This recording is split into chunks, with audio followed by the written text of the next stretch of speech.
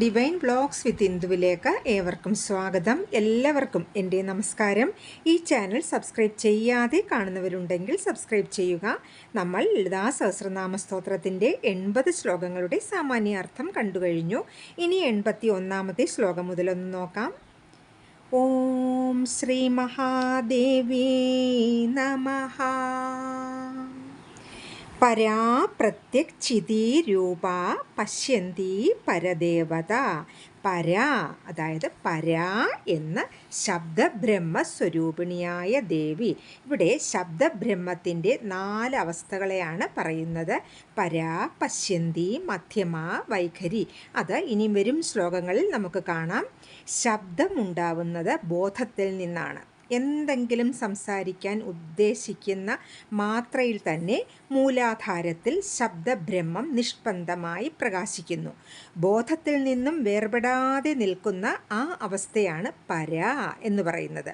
ശബ്ദം അവിടെ നിന്നും നാഭീദേശത്തുള്ള സ്വാധിഷ്ഠാനം വരെ പൊന്തി മനസ്സോട് ചേരുന്ന അവസ്ഥയാണ് അടുത്തതായി വരുന്ന പശ്യന്തി. അവിടെ മനസ്സിൽ ശബ്ദമുണരുന്നത് അപ്പോഴാണ്. ആ സ്വാധിഷ്ഠാനത്തിൽ നിന്നും ഉയർന്ന് ഹൃദയത്തിലെ അനാഹതത്തിലെത്തി ബുദ്ധിയുമായി യോജിച്ച് പൂർണ്ണ വികാസം പ്രാപിക്കുന്ന അവസ്ഥയാണ് അടുത്തത് മധ്യമ എന്ന് പറയുന്നത്. വാക്ക് അവിടെ പൂർണ്ണ വളർച്ചയെത്തിക്കഴിഞ്ഞു. പിന്നെ അത് ശബ്ദരൂപത്തിൽ പുറത്തു വരുന്നതിനെ വൈഖരി എന്ന് പറയുന്നു. ഈ 4 അവസ്ഥകളിലും വർത്തിക്കുന്ന ശബ്ദബ്രഹ്മം ദേവി തന്നെയാണ്. അതാണ് പരാ. പ്രത്യക്ഷിതി രൂപ. പ്രത്യക്ഷിതി രൂപ അതായത് ആന്തരബോധസ്വരൂപിണിയായ ദേവി. നമ്മുടെ അകത്ത് അനുഭവപ്പെടുന്ന ബോധം തന്നെയാണ് ദേവി. അടുത്തത് പശ്യന്തി. പശ്യന്തി എന്ന വാക്സ്വരൂപിണി നമ്മൾ പറഞ്ഞു കഴിഞ്ഞു. അതാണ് പശ്യന്തി. പരദേവത അതായത് പരദേവതയായ ദേവി. അടുത്തത് മധ്യമ വൈഖരി രൂപ ഭക്തമാനസ ഹംസിക. മധ്യമ മധ്യമ എന്ന വാഗ്രൂപിണി പറഞ്ഞു. വൈഖരി രൂപ അതും നമ്മൾ കണ്ടുകഴിഞ്ഞു. ഭക്തമാനസ ഹംസിക ഭക്തന്മാരുടെ മാനസ സരസ്സിലെ ഹംസമായ ദേവി. അതായത് ബ്രഹ്മാവ് മനസ്സുകൊണ്ട് സൃഷ്ടിച്ച തടാകമാണ് മാനസ സരസ്. അരയന്നങ്ങൾ മാനസ സരസിൽ വിഹരിക്കുന്നത് പോലെ തന്നെ ദേവി പരാശക്തിയായ ജഗദംബിക ഭക്തഹൃദയങ്ങളിൽ വിഹരിക്കുന്നു. അതാണ് ഭക്ത മാനസ ഹംസിക. അടുത്തത് കാമേശ്വര പ്രാണനാഡി കൃതജ്ഞ കാമപൂജിത. കാമേശ്വര പ്രാണനാഡി അതായത് പരമശിവൻ്റെ പ്രാണനാഡിയായ ദേവി. കൃതജ്ഞ ജീവികളുടെ കർമ്മങ്ങളെയെല്ലാം അറിയുന്ന ദേവി കൃതജ്ഞ. കാമപൂജിത. കാമപൂജിത എന്നാൽ കാമദേവനാൽ പൂജിക്കപ്പെടുന്ന ദേവി. അതാണ് കാമപൂജിത. അടുത്തത് ശൃംഗാരരസസമ്പൂർണ ജയാ ജാലന്ധരസ്ഥിത. ശൃംഗാരരസസമ്പൂർണ ശൃംഗാരരസം നിറഞ്ഞ ദേവി. ജയ വിജയിക്കുന്ന ദേവി. ജാലന്ധരസ്ഥിത അതായത് ജാലന്ധരത്തിൽ സ്ഥിതി ചെയ്യുന്ന ദേവി. ഇവിടെ ജാലന്ധരം എന്നുദ്ദേശിക്കുന്നത് വിശുദ്ധി ചക്രത്തിലെയാണ്. ആ വിശുദ്ധി ചക്രത്തിൽ സ്ഥിതി ചെയ്യുന്ന ദേവി. അടുത്തത് ഓഢ്യാണപീഠനിലയ ബിന്ദുമണ്ഡലവാസിനി. ഓഢ്യാണപീഠനിലയ. ഓഢ്യാണപീഠം എന്നാൽ ആജ്ഞാചക്രം എന്നാണ് അർത്ഥം. ആ ആജ്ഞാചക്രത്തിൽ സ്ഥിതി ചെയ്യുന്ന ദേവി. ബിന്ദുമണ്ഡലവാസിനി ബിന്ദുമണ്ഡലത്തിൽ വസിക്കുന്ന ദേവി. ശ്രീചക്രത്തിൽ ഇത് സർവാനന്ദമയ ചക്രമാണ്. മനുഷ്യ ശരീരത്തിൽ ഇത് ബ്രഹ്മരന്ധ്രത്തെയും കുറിക്കുന്നു. അതാണ് ബിന്ദുമണ്ഡലവാസിനി. അടുത്തത് രഹോയാഗക്രമാരാധ്യ രഹസ്തർപ്പണ തർപ്പിത. രഹോയാഗക്രമാരാധ്യ അതായത് രഹസ്യമായ യാഗക്രമം കൊണ്ട്. അതാണ് രഹോയാഗക്രമ. യാഗക്രമം കൊണ്ട് ആരാധിക്കപ്പെടേണ്ട ദേവി. ചിത്ത് അഥവാ ബോധമാകുന്ന അഗ്നിയിൽ പുണ്യപാപങ്ങളെ ഹോമിക്കുന്നതാണ് രഹോയാഗം. പിന്നെ കുണ്ടലിനി ശക്തി സഹസ്രാരത്തിലെത്തി അവിടെ ശിവനുമായി യോജിക്കുന്നതും രഹോയാഗം എന്നാണ്. അത് നമ്മൾ മുമ്പ് പറഞ്ഞു. അതിനെയാണ് രഹോയാഗക്രമാരാധ്യ രഹസ്തർപ്പണ തർപ്പിത. രഹസ്തർപ്പണ തർപ്പിത. അതായത് അത് ഒരു രഹസ്യ തർപ്പണത്താൽ സന്തോഷിക്കുന്ന ദേവി. രഹസ്യ തർപ്പണത്താൽ സന്തോഷിക്കുന്ന ദേവി. ഇത് ഈ തർപ്പണത്തിൻ്റെ പ്രക്രിയ ഗുരുമുഖത്ത് നിന്നും പഠിക്കേണ്ടതാണ്. അതാണ് ഇവിടെ പറയുന്നത്. അടുത്തത് സദ്യ പ്രസാദിനി വിശ്വസാക്ഷിണി സാക്ഷിവർജിത. സദ്യ പ്രസാദിനി എന്നാൽ വേഗത്തിൽ പ്രസന്നയാവുന്ന ദേവി. ദേവിയെ ശുദ്ധഭക്തി കൊണ്ട് നമുക്ക് പ്രസന്നയാക്കാൻ സാധിക്കും. വിശ്വസാക്ഷിണി പ്രപഞ്ചസാക്ഷിയായ ദേവി. സാക്ഷിവർജിത. സാക്ഷിവർജിത എന്നാൽ തനിക്ക് സാക്ഷിയായി ആരുമില്ലാത്തവളായ ദേവി. എല്ലാത്തിനും സാക്ഷിയായ ദേവിക്ക് സാക്ഷിയായി ആരുമില്ല. അതാണ് സാക്ഷിവർജിത. അടുത്തത് ഷഡംഗദേവതായുക്ത ഷാഡ്ഗുണ്യപരിപൂരിത. ഷഡംഗദേവതായുക്ത 6 അംഗങ്ങളുടെ ദേവതമാരോടുകൂടിയ ദേവി. ഇവിടെ 6 അംഗങ്ങൾ എന്ന് പറയുന്നത് ന്യാസത്തിൻ്റെ അംഗങ്ങൾ ആകാം. അതായത് ഹൃദയം, ശിരസ്, ശിഖ, നേത്രം, കവചം, അസ്ത്രം. അതിനെ 6 അംഗങ്ങളുടെ ദേവതയായിട്ട് പറയാം. പിന്നെ പരമേശ്വരനോട് കൂടി നിൽക്കുന്ന 6 അംഗങ്ങൾ, അതായത് സർവജ്ഞത്വം, തൃപ്തി, ജ്ഞാനം, സ്വാതന്ത്ര്യം, പൂർണ്ണശക്തി, അനന്തത്വം എന്നീ 6 അംഗങ്ങളോടുകൂടിയ പരമേശ്വരനോട് ചേർന്നിരിക്കുന്ന ദേവി എന്നൊരർത്ഥമുണ്ട്. മറ്റൊരർത്ഥം വേദാംഗങ്ങളുടെ, അതായത് ശിക്ഷ, വ്യാകരണം, ഛന്ദസ്, നിരുക്തം, ജ്യോതിഷം, കൽപ്പം എന്നീ വേദാംഗങ്ങളുടെ ദേവതകളാൽ പരിസേവിക്കുന്ന ദേവി. അതാണ് ഷഡംഗ ദേവതായുക്ത. ഷാഡ്ഗുണ്യ പരിപൂരിത.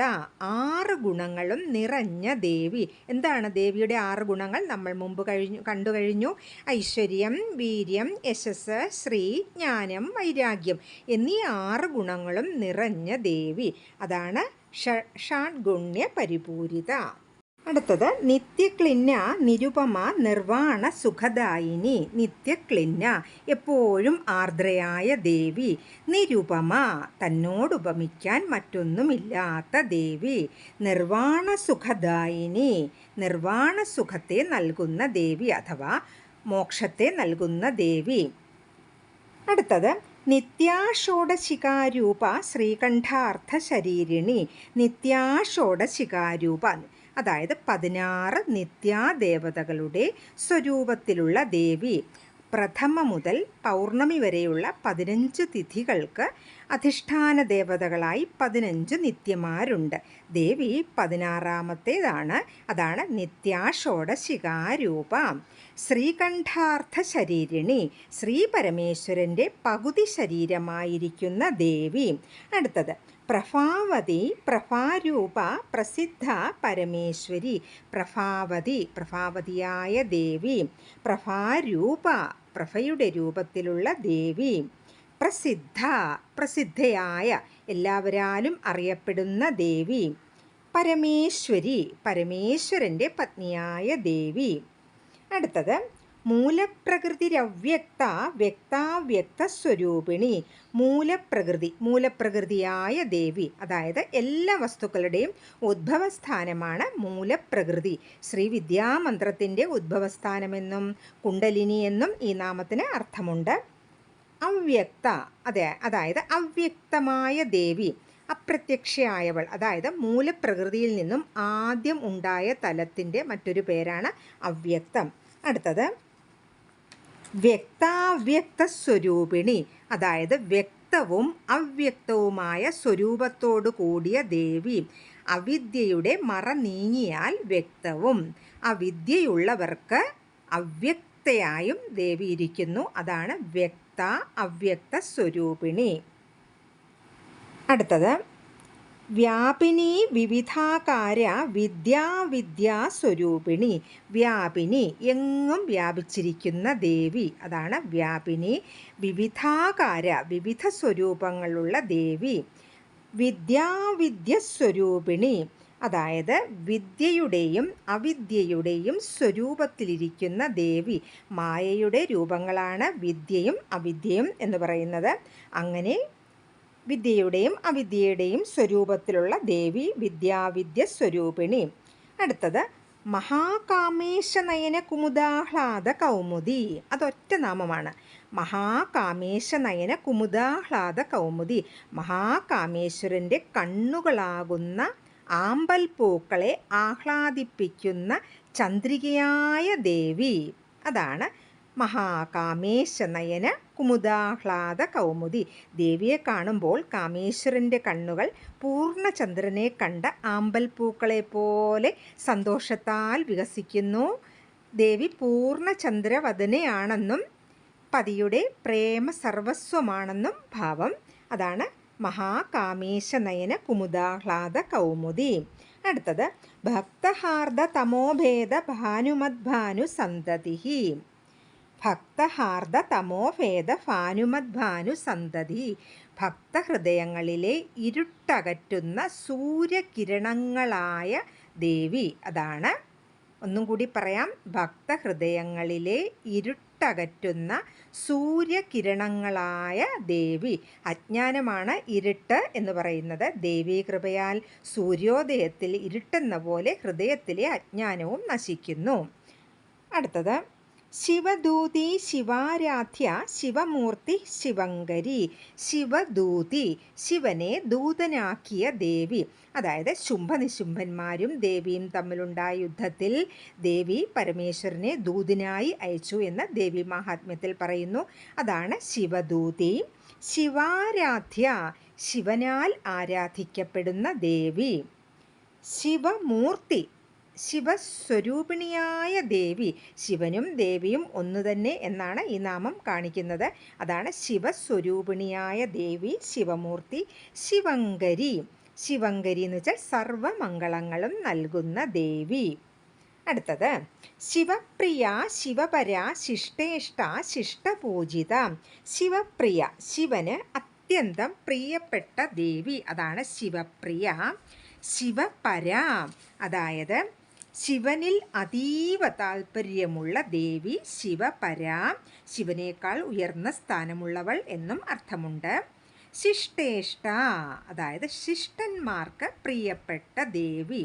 ശിഷ്ടന്മാരെന്ന് വെച്ചാൽ ശരീരത്തെയും ഇന്ദ്രിയങ്ങളെയും സംയമനം ചെയ്ത് പ്രവർത്തിക്കുന്നവരാണ് ശിഷ്ടന്മാർ. അത്തരം സംയമികൾക്ക് ദേവി പ്രിയപ്പെട്ടവളാണ് എന്ന് പറയുന്നു. അതാണ് ശിഷ്ടന്മാർക്ക് പ്രിയപ്പെട്ട ദേവി ശിഷ്ടേഷ്ട. ശിഷ്ടപൂജിത, ശിഷ്ടരാൽ പൂജിക്കപ്പെടുന്ന ദേവി. അടുത്തത് അപ്രമേയ സ്വപ്രകാശ മനോവാചാമഗോചര. അപ്രമേയ, അതായത് അളക്കാനാവാത്ത ദേവി. സ്വപ്രകാശ, സ്വയം പ്രകാശസ്വരൂപിണിയായ ദേവി. പ്രകാശസ്വരൂപിണിയായ, സ്വയം പ്രകാശസ്വരൂപിണിയായ ദേവിക്ക് വേറെ പ്രകാശത്തിൻ്റെ ആവശ്യമില്ല. മനോവാചാമഗോചര, അതായത് മനസ്സുകൊണ്ടും വാക്കുകൊണ്ടും അറിയാനാവാത്ത ദേവി. പിന്നെ എങ്ങനെയാണ്? സാധന ചെയ്ത് ദേവിയുടെ അനുഗ്രഹം നേടുമ്പോൾ പവിത്രവും സൂക്ഷ്മവുമായ ബുദ്ധിയാൽ നമുക്ക് ദേവിയെ ദർശിക്കാനാവും. അതാണ് മനോവാചാമഗോചര. അടുത്തത് ചിച്ഛക്തിശ്ചേതനാരൂപ ജഡശക്തിർ ജഡാത്മിക. ചിച്ഛക്തി, ചിത്ത് നമ്മൾ കണ്ടു, ബോധസ്വരൂപമായി എല്ലാത്തിലും വിളങ്ങുന്ന ദേവി, അതാണ് ചിച്ഛക്തി. ചേതനാരൂപ, ചൈതന്യരൂപിണിയായ ദേവി. ജഡശക്തി, ജഡശക്തി എന്ന് വെച്ചാൽ ജഡവസ്തുക്കളുടെ ശക്തിയായ ദേവി. അതായത് ചിത്തൊഴികെ ബാക്കിയുള്ളതെല്ലാം ജഡമാണ്. പഞ്ചഭൂത നിർമ്മിതമായ നമ്മുടെ ഈ ജഡശരീരത്തിൽ ചിച്ഛക്തി ഉള്ളപ്പോൾ അത് സജീവമായി കാണപ്പെടുന്നു. ജഡത്തിന് ദേവി ശക്തി നൽകുന്നു. അതാണ് ജഡശക്തിർ.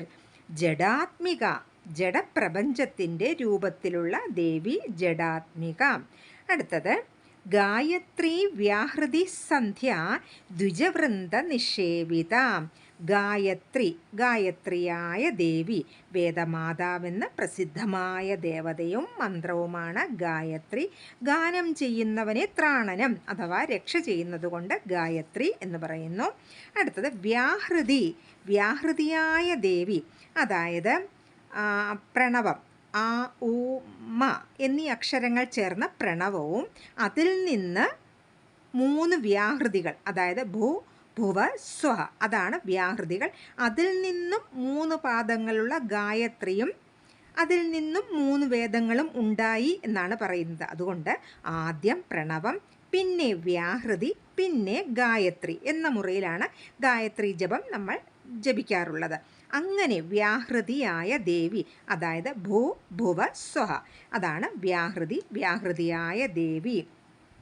സന്ധ്യ, സന്ധ്യയായ ദേവി, അതായത് പ്രഭാതത്തിൻ്റെയും പ്രദോഷത്തിൻ്റെയും ദേവതയാണ് സന്ധ്യ, സന്ധ്യയായ ദേവി. ദ്വിജവൃന്ദ നിഷേവിത, ദ്വിജവൃന്ദ അതായത് ബ്രാഹ്മണ സമൂഹത്താൽ സേവിക്കപ്പെടുന്ന ദേവി, അതിനെയാണ് ദ്വിജവൃന്ദ നിഷേവിത എന്ന് പറയുന്നത്. എല്ലാവർക്കും കുറച്ചെങ്കിലും മനസ്സിലായി കാണുമെന്ന് വിശ്വസിക്കുന്നു. എല്ലാവർക്കും എൻ്റെ നമസ്കാരം. ഹരിയോ.